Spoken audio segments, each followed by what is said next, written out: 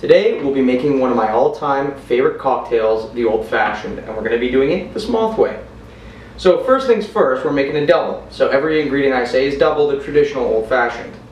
And what you need is a lowball glass, a muddler, a spoon will work in a pinch, your bitters.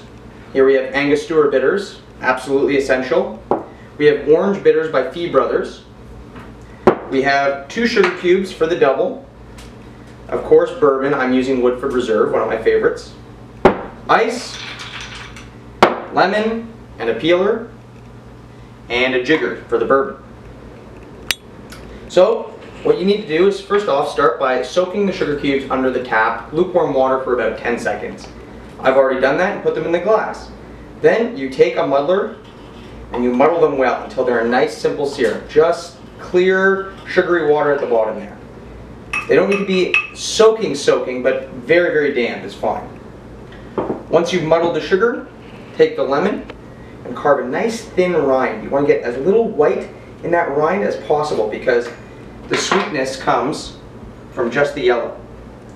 So you take this piece of rind, you put it and you rim the glass with it. This will give a nice aroma to the drink. Make it a very pleasurable drinking experience. Pop that in. Now it's important to remember that once you add booze, the sugar is going to stop dissolving. So you want to have it all dissolved before you add the booze. And Angostura counts, it's about 45% alcohol. So next you add the bitters. I like to go heavy on the bitters. So 3 good dollops of Angostura. And I would say 2 good dollops of orange, or a little more if you fancy it a bit sweeter. So 2 good dollops of the Fee Brothers orange bitters. Now comes the important part, the bourbon. Take your bourbon, take your jigger, pour it in.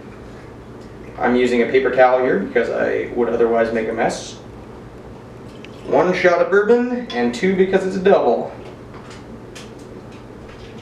2 shots of bourbon.